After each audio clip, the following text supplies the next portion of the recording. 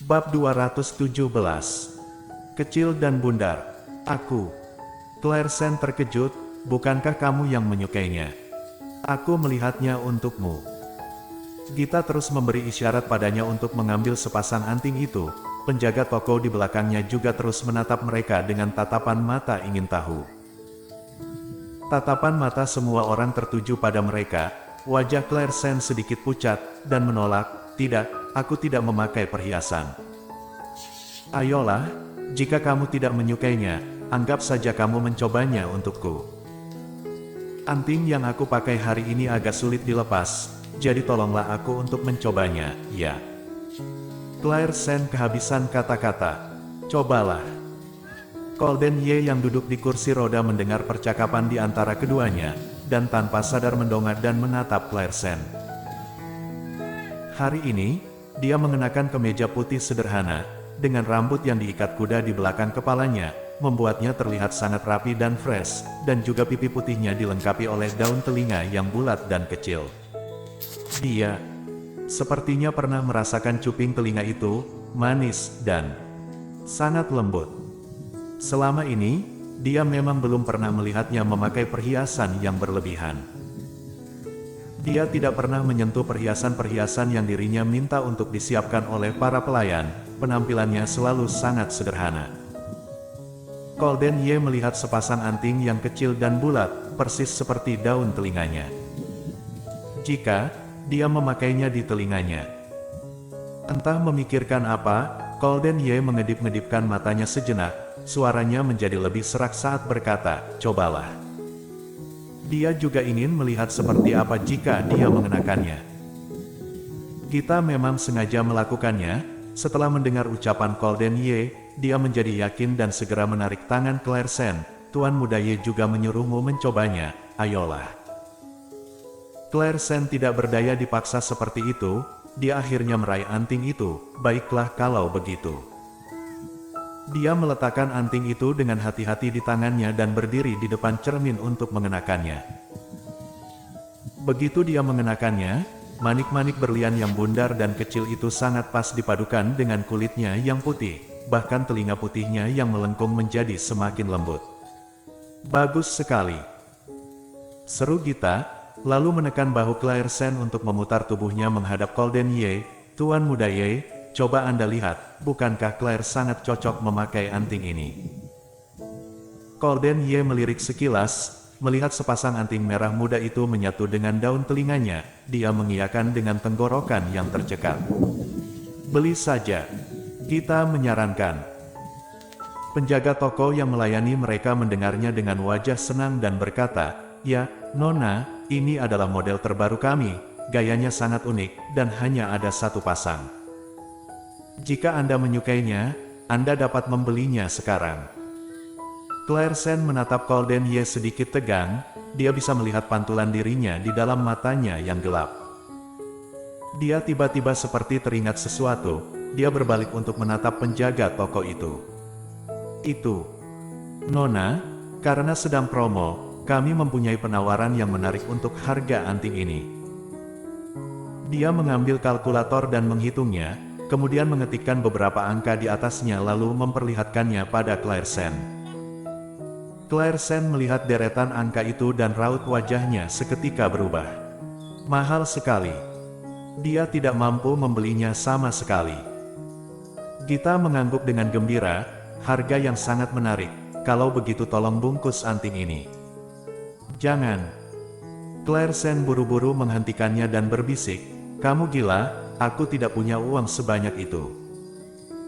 Gita menyeringai dan menoleh untuk melihat Golden Ye. "Bukankah ada Tuan Muda Ye?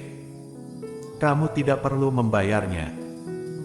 Setelah itu, dia berbisik mengatakan sesuatu di telinga Clairsen. Wajah Clairsen yang tadi kurang enak dilihat seketika menjadi lebih pucat setelah mendengarnya. Dia menggelengkan kepalanya dengan kuat. "Jangan membungkusnya, aku tidak membutuhkannya untuk saat ini." Kemudian dia mengulurkan tangan dan hendak melepaskan anting yang ada di telinganya. Golden Ye melihat gerakannya, dan tanpa sadar menghentikannya. "Pakai saja, aku yang akan membelinya." Gerakan Clairsen berhenti sejenak, dan kemudian mempercepat kecepatan tangannya. Dia melepaskan anting dan meletakkannya di atas etalase. Maaf, aku benar-benar minta maaf, tapi aku pribadi tidak terlalu menyukai model anting seperti ini. Anda bisa menyimpannya kembali. Gita bingung. Claire. Golden Ye juga mengerutkan dahinya. Apa yang wanita ini lakukan? Jelas-jelas anting itu sangat-sangat cocok di telinganya. Setelah penjaga toko mengambil kembali anting, dia terkejut dan berkata, "Nona, sepasang anting ini sangat indah di telinga Anda. Apakah Anda benar-benar tidak mau memikirkannya lagi?" "Tidak, terima kasih." Claire Sen berterima kasih padanya dan kemudian meninggalkan toko bersama Gita. Setelah melangkah, dia tiba-tiba teringat sesuatu dan kemudian kembali untuk mendorong Golden Ye keluar. Alasan mengapa dia tidak mau menerima anting itu sebenarnya sangat sederhana. Dia tidak mampu membelinya, dan dia juga tidak ingin orang lain membelinya untuknya, terlebih jika orang itu adalah Golden Ye. Latar belakang keduanya sudah tidak setara, dia tidak ingin menjadi jauh lebih rendah lagi di sisa waktu yang tersisa ini.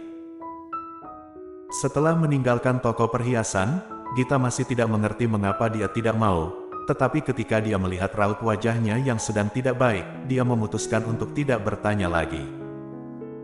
Dia juga termasuk orang yang bisa melihat suasana hati orang melalui raut wajahnya. Hanya dalam sekilas, dia tahu bahwa raut wajah Claire Sen sedang tidak baik-baik saja. Sehingga dia memutuskan untuk tidak melanjutkan berbelanja lagi, tetapi mengusulkan untuk makan. Claire Sen tidak menolak, tapi dia melihat ke arah Golden Ye dan berkata, "Apa kamu bisa?" Golden Ye masih memikirkan sepasang anting bundar dan berkilau itu. Mendengarnya bertanya pada dirinya sendiri. Dia menengadah untuk meliriknya, dan kebetulan matanya tertuju pada daun telinga putihnya yang kecil, lalu tatapan matanya semakin dalam. "Ya. Oke, ada restoran kuah mala yang enak dan tidak mahal di dekat sini, tapi apakah Tuan Muda Ye bisa memakannya?" Ekspresi Claire Sen berubah. "Kuah mala? Bukankah itu terlalu biasa? Bisakah kaum kelas atas seperti Golden Ye menerima makanan seperti ini? Bagaimana jika kita sudahi saja hari ini, dan makan bersama di lain hari?" "Aku bisa, ayo pergi." Golden Ye menyela kata-katanya lagi. Gita terkejut dan membelalakkan matanya. "Apa Anda serius, Tuan Muda Ye?" Golden Ye tiba-tiba menggenggam pergelangan tangan Claire Sen. "Apakah kamu ingin makan?" Claire Sen yang ditanyai tiba-tiba gelagapan. Melihat pemandangan ini, Gita tiba-tiba merasa suasana di antara kedua orang itu sangat ambigu. Tuan Muda Ye sedang menanyakan pendapat Claire Sen. Tidak masalah." Claire Sen menjawabnya tergagap. Setelah keputusan itu, Gita membawa mereka ke restoran terdekat, dan Claire Sen menyadari bahwa dekorasi toko itu lumayan bagus setelah mereka masuk. Selain itu juga tidak ada bau aneh di dalam, setiap sudutnya juga sangat bersih. Setelah menemukan tempat duduk, dia mengambil selembar tisu dan menyeka meja, kemudian menyadari bahwa tidak ada noda minyak di atasnya. Tampaknya mereka sangat menjaga kebersihan restoran, dengan begitu Golden Ye tidak akan terlalu menderita. Memikirkan hal ini, Claire Sen menatap Golden Ye, yang kebetulan bersitatap dengan matanya, yang sedang menatapnya dengan tatapan matanya menyala. Seperti tertangkap basah, Claire Sen dengan cepat membuang muka setelah menatapnya selama 2 detik. Sebenarnya, kuah mala adalah makanan favorit Claire Sen. Dia sangat menyukainya sebelum hamil, dan dia sangat ingin memakannya setelah hamil, tetapi setelah menikah dan menjadi anggota keluarga Ye, dia tidak pernah menyentuhnya lagi. Tak disangka hari ini dia tiba-tiba memiliki kesempatan untuk memakannya lagi bersama Golden Ye. Dia merasa seperti sedang berkhayal. Apakah kamu ingin menambahkan cabai?" Bersambung.